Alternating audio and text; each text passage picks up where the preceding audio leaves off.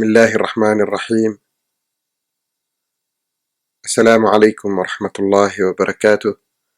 walaalyaal caawa waxaan rabaa inaan halkaan kusoo qaato qodob ama ciwaankiisa aan ugu dhigay sideen wax uga qaban karnaa dhibaatooyinka isbedelka cimilada adduunka iyo saameynta ay ku leedahay dalka Soomaaliya. marka u horeysa rajada Ilaahay lagama quusto. taariikh ahaan sidaan ogsoonahay Soomaaliya waxay ka mid ahayd wadamada ugu hodansan bariga Afrika. wuxuu ahaa dal uu Ilaahay ku manaystay dhammaan waxyaabaha uu bini'aadamku ugu baahan yahay nolosha, iyadoo ay ku dheehan tahay deganaan iyo barwaaqo. wadamo badan oo maanta lagu daro wadamada horumaray waxay gacan ka heli jireen dalka Soomaaliya intii aysan gelin dagaalada sokeeye. wadanka dhaqaalihiisu wuxuu ku tiirsanaa xoolaha nool sida geela, lo'da, ariga. waxaa kaloo ay ku tiirsaneen dhaqaalaha dalka Soomaaliya beeraha. waxay lahayd beero waaweyn iyo aseendooyin wax soo saar dhan walba leh sida muuska oo loo dhoofin jiray dalka Talyaaniga, babayga, cambaha, sidoo kale dalagyada kala duwan ee sisinta, liindhanaanta, masagada, galeyda. dhanka kale Soomaaliya dhaqaalaheedu wuxuu ku tiirsanaa kalluumaysiga, inkastoo dhaqan ahaan dadka Soomaaliyeed kalluunka aad u cuni jirin. waxaa jiri jirtay barnaamijyo lagu dhiirigelinayo dadka inay manaafacsadaan kalluunka oo la ogsoon yahay inuu nacfi badan u leeyahay bini'aadamka.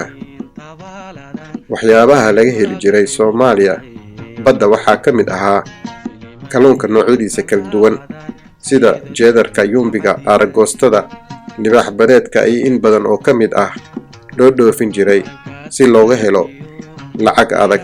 Soomaaliya waa dal baaxad weyn, dhul ahaan wuxuu u dhigmaa qiyaastii 3 jeer dalka Faransiiska, oo aan dhihi karno waa dalalka ugu waaweyn qaaradda Yurubta galbeed.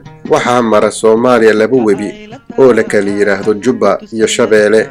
waxay ka kala yimaadaan webiga Dawa ee buuraha Ganaale iyo Dooria ee dalka Itoobiya. webiga Jubba oo isagu ah kan biyaha badan waxa uu ka soo galaa dhanka koonfureed xuduudka ee magaalada Doolow, wuxuuna soo maraa magaalada Beled Xaawo, Bardaale ilaa Bu'aale, isagoo markaa kadibna kaga darsama dhanka Jubbada Hoose badweynta Hindiya.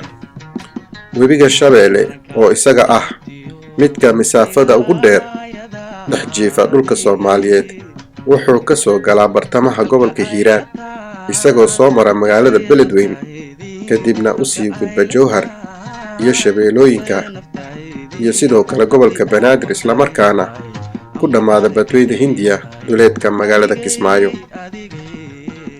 webiyadaasi waxaa ku noolaa duurjoog aad u fara badan oo nooc walba leh. waxaa ka mid ahaa libaaxa, shabeelka, maroodiga, jeerta, wiyisha, sagaarada, biciidka, geriga, dameer farowga, dawacada, diinka, qubada, iyo xaaska shimbiraha noocyada kala duwan.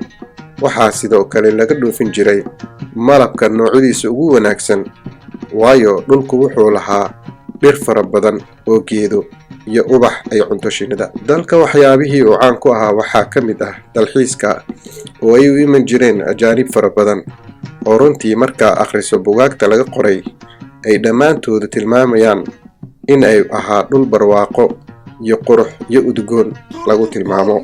23 sida Sheekh Turxaali